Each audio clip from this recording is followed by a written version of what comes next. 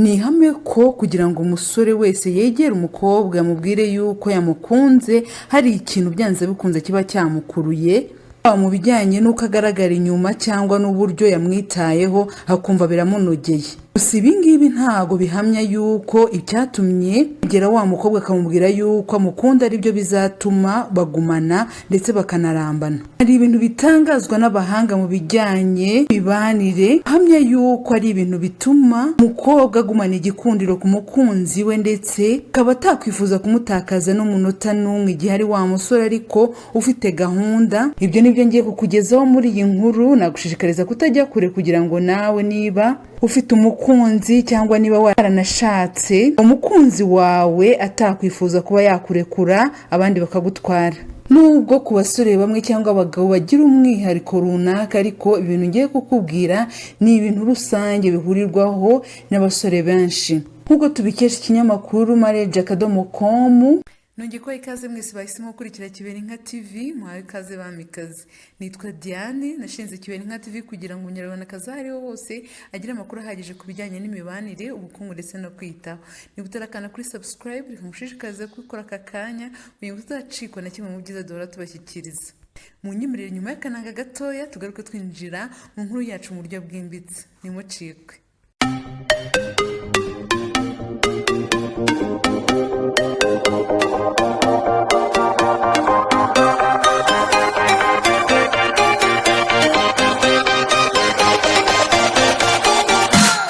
Uyu ni wa mugore cyangwa umukobwa uhora agaragara neza, kuvuga wita ku isuku y'umubiri we, imyambarire ye, ariko cyane cyane akabijyanisha nuko umukunzi we yifuza kumubona, cyane cyane hano ku bijyanye n'imyambarire ye. Abagabo burya bakururwa cyane n'ibigaragara, kandi aba yumva yaterwa ishema no kugira umukunzi ugaragara neza, umwe azahura nawe ari kumwe n'inshuti ze ntagira ipfunwe ryo kuziratira ko ari we mwamikazi w'umutima we.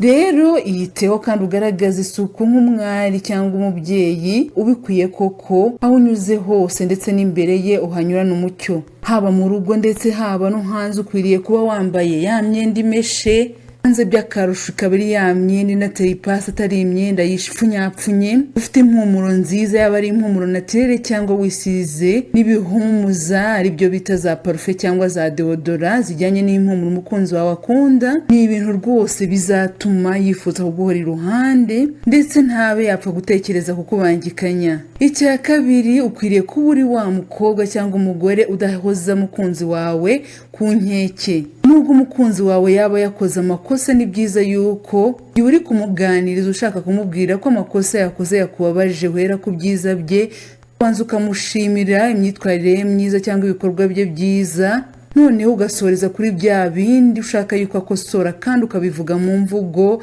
imwubahisha. Urugero, niba umukunzi wawe wenda akunda inzoga cyane, ukwiye kumubwira uti ariko turi umusore mwiza, nkunda uburyo ugira umurava nubwo akanshi uteshuka kubera inzoga. Uzishimira rwose ko izi nzoga wagenda uzigabanya cyangwa ukazivaho burundu. Ahangaha nubwo atahita zivaho kuri uwo munota, ariko igitekerezo cyawe ni ikintu azaha agaciro, kuko agukunda uzagenda ubona agenda anazikuraho kugira ngo wishime, kubera yuko umukunzi ugukunda by'ukuri aba yumva yakora ikintu kigushimisha. Icya gatatu, uba wa mukobwa cyangwa umugore ukunda umukunzi we akabimwereka. Muri iki gihe usanga abantu benshi bavuga yuko urukundo rw'ubu nta kigenda, haba abakobwa ndetse n'abasore bose batendeka ku mpande zombi, ariko wowe ukwiriye kuba wa mukobwa umwereka yuko nta wundi muntu ufite ikibanza mu mutima wawe, yaba muri gukundana mutarashakana cyangwa mwaranashakanye. Ahangaha ukabimwerekera mu kumutetesha, ukamumenyera ikintu cyose akunda, niba ari impano nziza, niba ari ukumutekera ibiryo akunda, niba ari ukumwitaba igihe aguhamagaye, n'ibindi byinshi byose uzi byamushimisha, kubera yuko ukwiriye kubuza ikintu kimushimisha cyangwa n'ikitamushimisha. Ibingibi rwose nubikora zumva yuko ntaho yagusiga ajya, kandi uhore yumva yuko ntacyo yakuburanye yaba agiye gushaka. Icya kane, wa mukobwa wikunda ubwawe.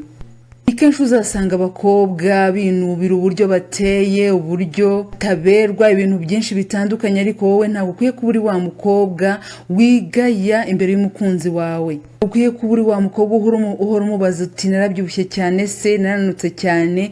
Oya, ibi ngibi rwose ntabwo ari ibintu bituma yumva aguwe neza. Ibi impamvu udakwiye kubikora nuko niba uri kumwereka yuko wowe ubwawe utikunze kandi utifitiye icyizere, urumva ari we uzakikugirira cyangwa ari we uzagukunda? Niba ukora ibi bintu rwose sigaho, ni ubupfapfa.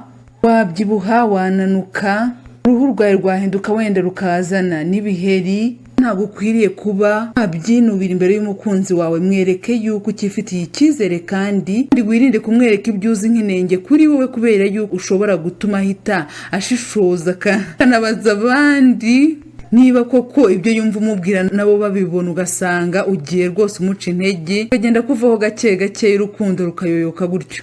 Icya gatanu, wa mukobwa urwanira ishyaka umukunzi wawe kandi umurinde kuba yagufuhira. Kuba waba udaca inyuma umukunzi wawe ntabwo bihagije, ukwiriye no gukora ibishoboka byose ngo atagukeka akaba yagufuhira. Niba agukunda yumva ko uri umukobwa n'abandi basore bifuza nk'uko nawe byagenda, bityo akumva yuko isaha n'isaha bagutwara. Uko umusore rero agukunda cyane niko arushaho kumva afite impungenge, kuko aba yumva yuko ufite agaciro gahambaye, buri wese akureba akabikumonamo. Rero ukwiriye gukora ibishoboka byose ngo ugabanye ukurano n'abandi basore, ugabanye gutaha amajoro cyane, kugira gahunda zidasobanutse kandi utazimubwiye. Mbese agakwiye gukora ibishoboka byose ukajya ukirinda kumuhagarikisha umutima yibaza yuko hari abandi mufitanye umubano wihariye. Icya gatandatu, ukwiriye kuba wubaha inshuti ze n'umuryango we. Niba umusore mukundana yarakweretse umuryango we, cyangwa n'umugabo mubana yarakweretse umuryango, ukwiriye kuba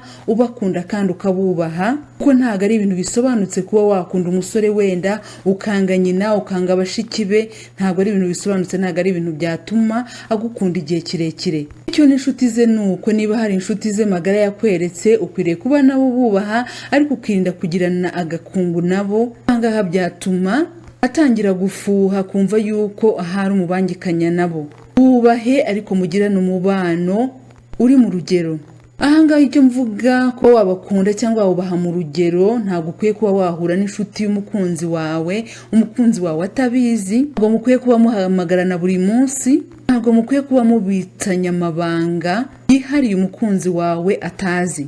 Rwose naramuka abimenye ntabwo bizagenda neza. Icya karindwi, menya kumutetesha. Gutetesha burya bibaho mu buryo bwinshi. Ni byiza yuko uzirikana ko gushima ibyiza biri ku mukunzi wawe ari ingenzi cyane. Ahita yumva yuko kumwe n'umuntu umukunda, akumva ashimwa, bikamutera ishema ndetse akumva nta kintu yakunganya. Rero mu buryo bwo kumutetesha, mwereke yuko umuha agaciro, mwereke yuko ari rudasumbwa mu buzima bwawe, mwereke yuko ari umuntu w'ingenzi cyane kuri wowe, mwereke yuko akurutira bose kandi umurutisha bose. Umwite utuzina tuzatuma koko yiyumva nk'udasanzwe kuri wowe. Kandi ntabwo ukwiye kubikora igihe yagukoreye ikintu cyiza, wenda yaguhaye impano, yagusohokanye. Bikwiye kuba ubuzima bwa buri munsi, mwaba mukirambagizanya cyangwa mwaranabanye. Wihema kumutetesha, wihema kumwereka yuko ari uw'ingenzi mu buzima bwawe. Icya munani, mwereke yuko umufuhira. Umukunzi wawe rwose akeneye kumenya yuko utakwifuza yuko nagakungu n'abandi bakobwa. Rero ukwiriye kumwereka yuko wababazwa no kumubonana n'abandi bakobwa cyangwa n'abandi bagore.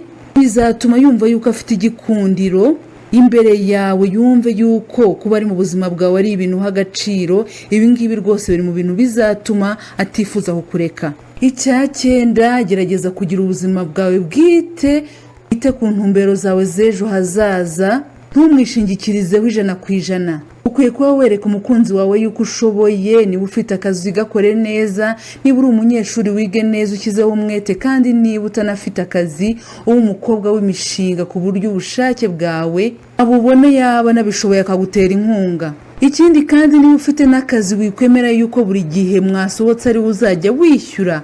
Igihe nawe wishyura, umwereke yuko nawe uri umukobwa wihagazeho kandi wabasha kwirwanaho. Bizamwereka yuko ni munabana atazi ibibazo by'urugo wenyine. ikindi kandi ibi bizanamuhumuriza yuko utari muri ba bandi bita abakuzi b'ibyinyo. Icya 10, ukwiriye kuba uri wa mukobwa wirekura mu biganiro. Niba uri kuganira n'umukunzi wawe ukwiriye kuba ufungukira ukamubwira ibikubabaza, ibigushimisha, ukamubwira n'inkuru zisekeje rwose, mugaseka mukisanzuranaho, kandi bizatuma nawe bigenda gutyo ajya kuganiriza nawe agufungukiye. Kandi bikaba bigendera no kuba wa mukobwa utabika inzika niba yagukoshereje, ukamubwira amakosa ye, kandi niba gusabye imbabazi ukamubabarira, ntuzongere kugarura mwapfuye mu gihe kizaza.